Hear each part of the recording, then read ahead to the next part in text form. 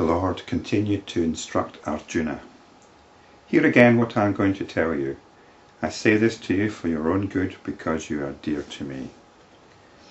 Endure whatever pleasure and pain, heat and cold, you are subjected to. They come and go. They do not pertain to the self which is beginningless and endless, and which is free from parts. The nature of consciousness is to identify with things. It identifies completely with things. This is the nature of awareness. And pleasure and pain have an incredibly strong drawing power. When we feel pain, we're immediately aware of it. Awareness immediately identifies with pain. And then, depending on the nature of personality, we concoct a particular story about this pain in relationship to our personality. The challenge of pleasure and pain is to simply experience the sensations and try to let go of them. What this means is to let go of the story attached to them. And the story is usually, I don't want any more of this. Or, in the case of pleasure, let's have some more of this. So we let go of the story associated with the sensations. Because very often the sensation of pain can be given a different story.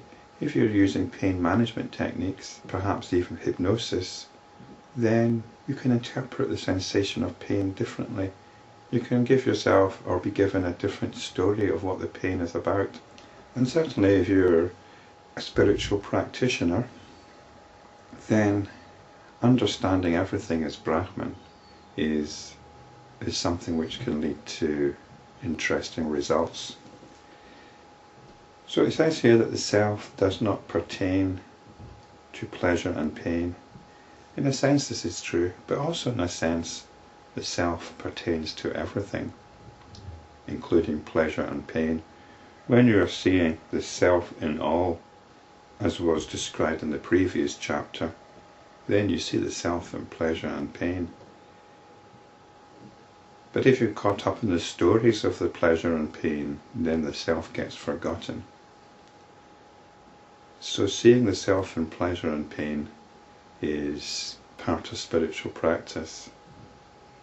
Sense experience is born of the delusion of contact with the illusory elements. So sense experience is a notional thing. There's experiencing going on. We categorize that experience into visual experience, auditory experiencing, tactile experiencing. We describe these as sensory experiencing. So then we come up with the senses, and we come up with notions of things out there. And then we create the story of how the senses perceive things out there. So sense experience is born of the delusion of contact with the illusory elements. It's really the contact as instigated by the attention. He who knows this and is undisturbed is earmarked for liberation. Are you earmarked for liberation? When the self alone exists, where is room for pleasure and pain to arise? As the Supreme Self alone is omnipresent, pleasure and pain do not exist.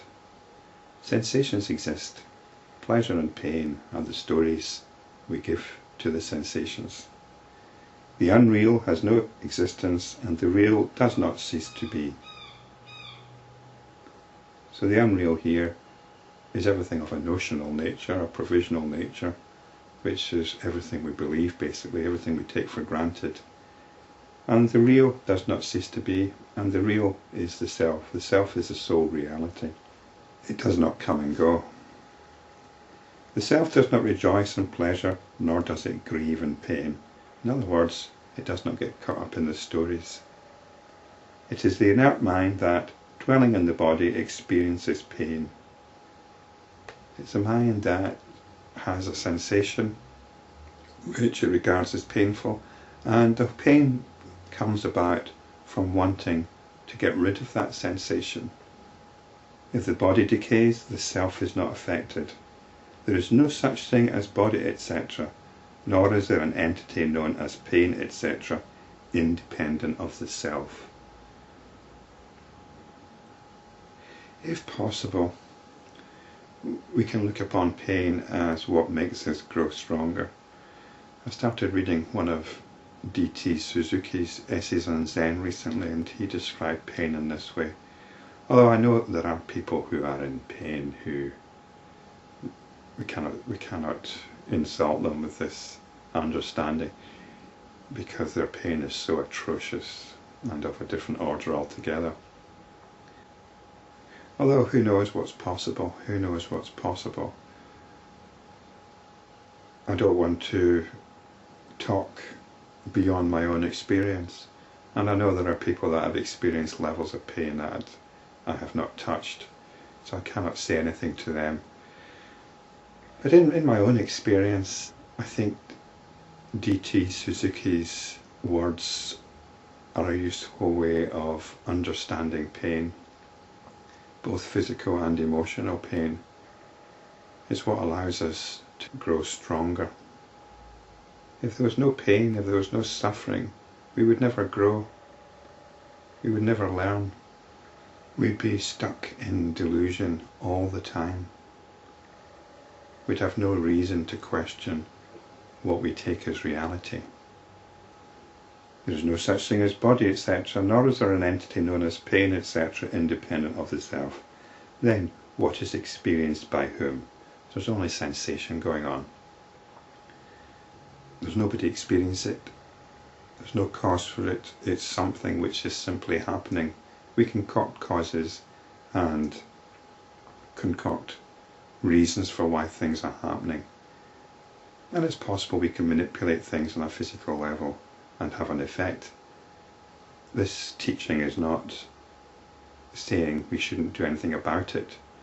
We operate on different levels, on a social level, on a physical level, on an emotional level, on a political level.